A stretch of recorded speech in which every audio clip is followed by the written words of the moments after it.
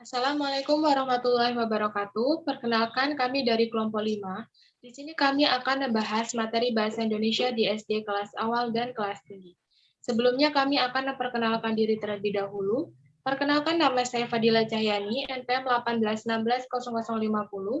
Kemudian ada Arsita Mutiara 18160019, Asri Nuria 18160020, Cornelia Reni Saraswati 18160031, dan Feti Noviani 18160052. Baik, materi yang pertama akan dibacakan oleh rekan kami, Cornelia Rani Saraswati. Kepada Saudari Rani, kami persilahkan. Baik, terima kasih moderator. Materi Bahasa Indonesia SD kelas awal. Pembelajaran Bahasa Indonesia di SD meliputi 4 aspek, yaitu keterampilan menyimak, keterampilan berbicara, keterampilan membaca, dan keterampilan menulis. Zulela 2014. Pembelajaran Bahasa Indonesia di kelas awal sekolah dasar dikenal dengan istilah membaca dan menulis permulaan. Pembelajaran membaca dan menulis permulaan yang merupakan bagian pembelajaran keterampilan berbahasa Indonesia menjadi dasar utama dalam usaha meningkatkan kompetensi budaya membaca dan menulis, serta kompetensi penguasaan ilmu pengetahuan teknologi, ekonomi, seni budaya, kompetensi kepribadian, mental, spiritual, sosial, dan karya peserta didik. Dalam pelaksanaan pembelajaran membaca dan menulis permulaan, guru sering dihadapkan pada siswa yang mengalami kesulitan, baik yang berkenaan dengan hubungan bunyi huruf, suku kata, kalimat sederhana maupun ketidakmampuan siswa memahami isi bacaan. Mengajar anak untuk dapat membaca dan menulis merupakan kegiatan anak usia kelas awal yang masih berada dalam usia bermain dan belum memungkinkan untuk menghadapkan mereka pada situasi pembelajaran yang serius. Baik, terima kasih kepada Saudari Rani. Materi selanjutnya akan dibacakan oleh saya sendiri. Metode pembelajaran membaca permulaan.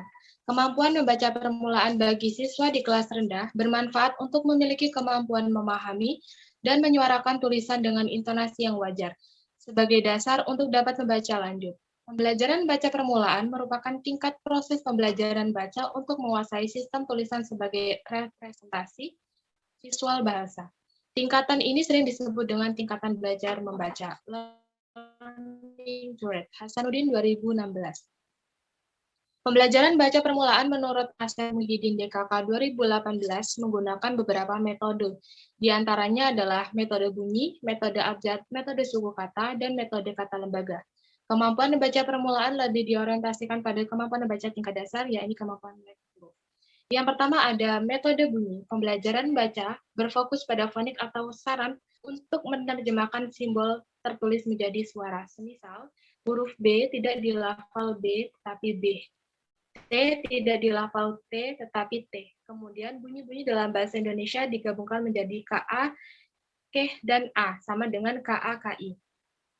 Yang kedua, metode abjad digunakan untuk mengenal huruf A sampai dengan Z serta cara penggunaannya.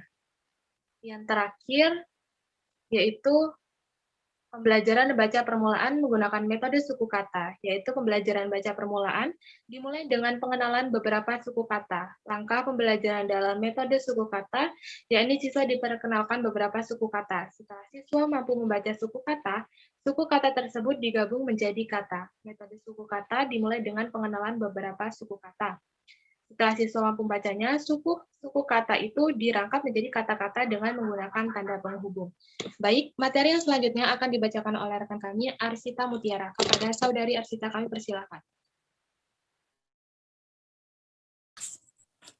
Metode pembelajaran menulis formula. Dalam menulis formula, tujuannya adalah agar siswa dapat menulis kata-kata dengan tepat. Pada penulis formula, siswa diharapkan untuk dapat memproduksi tulisan yang dapat dimulai dengan tulisan eja. Contohnya, tulisan E, D, F, K, J, dan dapat berupa suku kata seperti S, U, K, A, M, A, T, A, H, A, R, U, S, L, U, K, serta dalam bentuk kalimat sederhana. Metode yang digunakan dalam pembelajaran menulis permula menurut Asep Muhyiddin DKK tahun 2018 adalah metode struktural analitik sintetik atau SAS, metode kupas rangkai suku kata, dan metode abjad.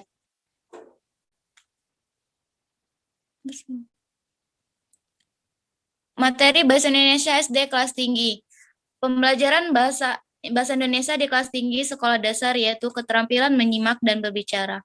Menyimak adalah mendengarkan dan memahami isi bahan simakan. Tujuan utama menyimak adalah menangkap, memahami, atau menghayati pesan, ide, gagasan yang tersirat dalam bentuk simakan.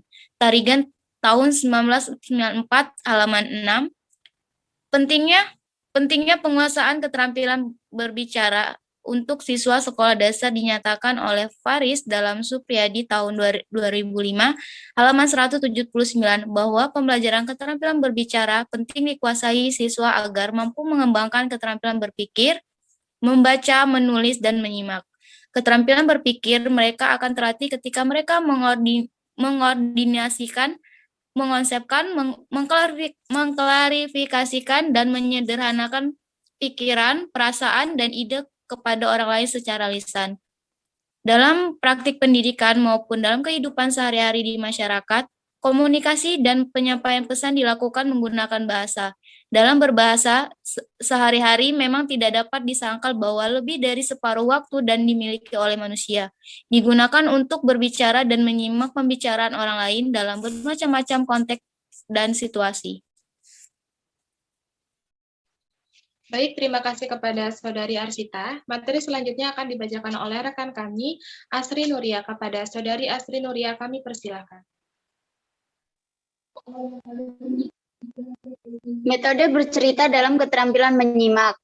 Untuk meningkatkan kemampuan menyimak siswa yaitu dengan menggunakan metode bercerita. Karena metode bercerita memiliki kesejajaran dengan dongeng sebelum tidur yang biasa dilakukan oleh orang tua dulu. Untuk mengembangkan imajinasi, fantasi, dan daya kognisi yang akan mengarahkan anak pada pemahaman yang baik pada pengenalan alam dan lingkungan serta pengenalan perasaan pikiran tentang diri sendiri dan orang lain.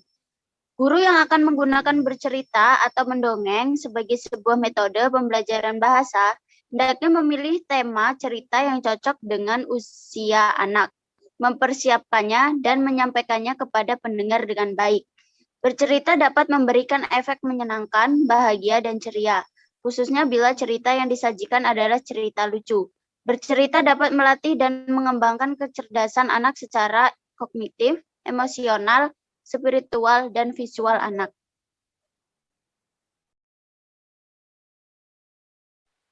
Baik, terima kasih kepada Saudari Asri. Selanjutnya materi akan dibacakan oleh rekan kami kepada Saudari Feti Noviani. Kami persilakan.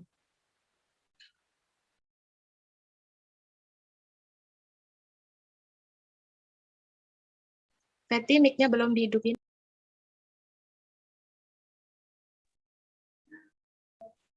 Metode debat dalam keterampilan berbicara. Di dunia pendidikan, debat bisa menjadi metode berharga untuk meningkatkan pemikiran dan perenungan, terutama jika anak didik diharapkan mampu mengemukakan pendapat yang pada dasarnya bertentangan dengan diri mereka sendiri. Febriana menjelaskan bahwa penerapan model pembelajaran debat yang dilaksanakan sesuai prosedur sangat berperan meningkatkan keterampilan berbicara bahasa Indonesia dan membuat siswa berani untuk mengemukakan pendapat secara lisan di depan umum. Sedangkan dalam meningkatkan kemampuan berbicara menggunakan metode debat menurut Santoso, menunjukkan berbagai macam manfaat kegiatan pembelajaran yang dilakukan oleh siswa. Ahli tersebut menunjukkan bahwa program tersebut mampu memberikan sumbangan yang signifikan siswa, khususnya bagi pengembangan kurikulum, dan bahkan bagi masyarakat. Dengan menggunakan metode debat ini, menjadikan adanya perdebatan yang sengit akan mempertajam pembicaraan. Dengan adanya pembicaraan, melatih siswa menambah konsentrasi dan keterampilan dalam berbicara. Baik, terima kasih kepada Saudari Feti. Sekian presentasi yang bisa kami sampaikan. Kami mohon maaf apabila ada kesalahan ataupun ucapan. Dan kepada teman-teman yang ingin bertanya, kami persilakan di kolom komentar. Kami akhiri, wassalamualaikum warahmatullahi wabarakatuh.